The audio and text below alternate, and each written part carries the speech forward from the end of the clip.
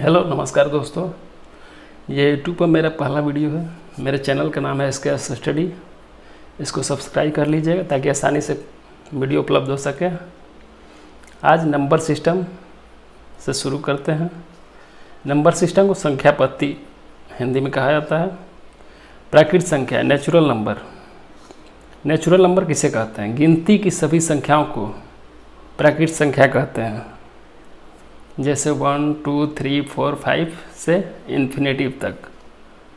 प्राकृत संख्या को धनपूर्ण संख्या भी कहा जाता है, पॉजिटिव नंबर भी कहा जाता है।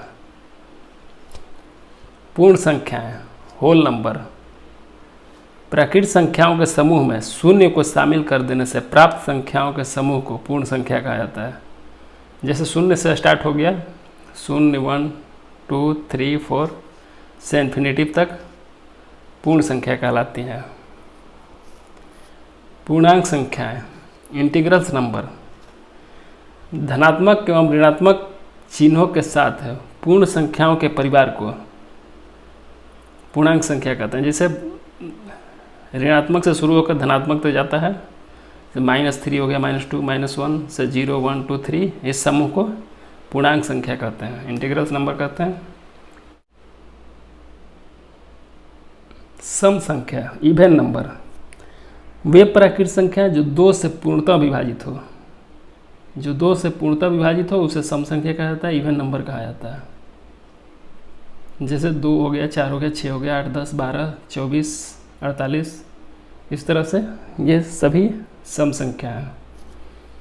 विषम संख्या ऑड नंबर। वे प्राकृत संख्या जो 2 से पूर्णतः विभाजित न हो विषम संख्या कहलाती है। जो 2 से विभाजित नहीं होगा वो विषम संख्या ऑड नंबर कहलाती है।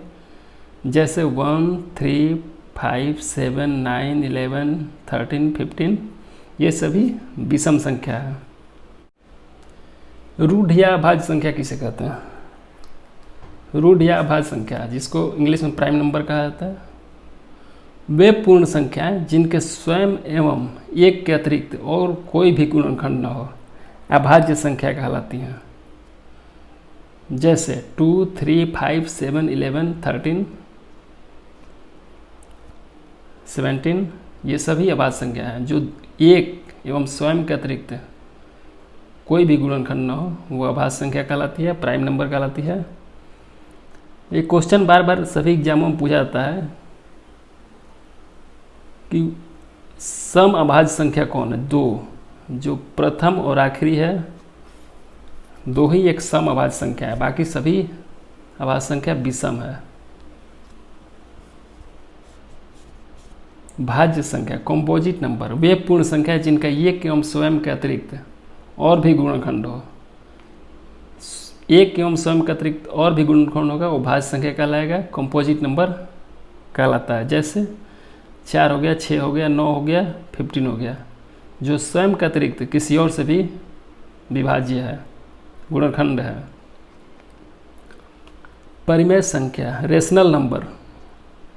वे संख्याएं जो P/Q के रूप में निरूपित किया जा सके, जैसे 3/2, 7/4, -5/3, इस तरह से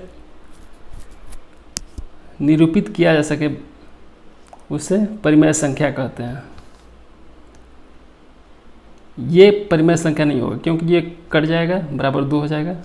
ये उभयनिष्ठ है इसका, इसलिए ये परिमेय संख्या न है। परिमेय संख्या इस रूप में होना चाहिए जो एक दूसरे से विभाज्य न हो।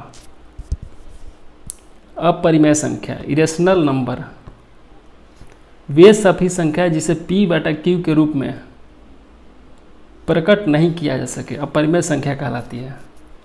इस रूप में प्रकट नहीं किया जा सके उसे अपरिमेय संख्या कहते हैं। जैसे √2 हो गया, √5 हो गया, √3, √6 हो गया, ये हो गया। ये क्वेश्चन बार बार सभी एग्जामों में पूछा जाता है। जो ये पाई क्या है? पाई एक अपरिमेय संख्या है, लगभग सभी एग्जामों में पूछा जाता है, आप लोग देखे होंगे। कुछ महत्वपूर्ण बिंदु है, जैसे देखिए संख्या 1 न तो भाज्य है और न अभाज्य है। संख्या 1 न भाज्य में गिना जाता है न अभाज्य में गिना जाता है। ऐसी संख्या जो अभाज्य हो एवं सम संख्या हो, वो संख्या केवल 2 है। 2 के अतिरिक्त कोई भी संख्या न सम न है, सम संख्या नहीं है जो अभाज्य संख्या है। भिन्न संख्याएं परिमेय होती है। भिन्न संख्या परिमेय होती है, जो भी भिन्न होगा ये सब परिमेय संख्या है। 2 के अतिरिक्त सभी अभाज्य संख्याएं विषम होती है। जैसे 3 हो गया, 5 हो गया, 7 हो गया, 11 हो गया, ये सभी विषम होती है अभाज्य संख्या 2 के अतिरिक्त। किसी भी संख्या में किसी अंक का जो वास्तविक मान होता है उसे जातीय मान कहते हैं। किसी संख्या में किसी अंक का जो वास्तविक मान होता है उसे जातीय मान कहते हैं। जैसे 482 में 8 का जातीय मान क्या है? 8 का जातीय मान सिर्फ 8 होगा। जैसे 5432 में 4 का जातीय मान क्या होगा? 4 होगा। यानी कि उसका वास्तविक मान जो है वही उसका जातीय मान होता है। किसी संख्या में किसी अंक का स्थान के अनुसार जो मान होता है उसे स्थानीय मान कहते हैं। अंक का स्थान के अनुसार, जैसे इसी का उदाहरण ले लेते हैं। 482 में 8 का स्थानीय मान क्या होगा? 8 हो गया, और इधर से गिना जाता है, इधर से, और इसका क्रम है दूसरा, यानी कि 1 शून्य हो जाएगा 80। जैसे कह रहे किसी अंक का स्थान के अनुसार जो मान होता है उसे ही स्थानीय मान कहते हैं। जैसे 5432 में 4 का स्थानीय मान क्या होगा? 4 हो गया, 2 अंक है इधर, 2 शून्य हो जाएगा, ये उसका स्थानीय मान होता है। पाई एक अपरिमेय संख्या है। पाई, ये बहुत महत्वपूर्ण क्वेश्चन है जो डायरेक्टली किसी भी रेलवे एसएससी एग्जाम में पूछा जाता है कि पाई कौन संख्या है। ऑप्शन दे देगा, परिमेय, परिमेय, प्राकृत, पूर्ण, कुछ भी दे देगा ऑप्शन। तो याद रखना है हमेशा, ये पाई एक अपरिमेय संख्या है। प्रत्येक सम संख्या का वर्ग एक सम संख्या होता है। जैसे 4 का हो गया 16 वर्ग हो जाएगा,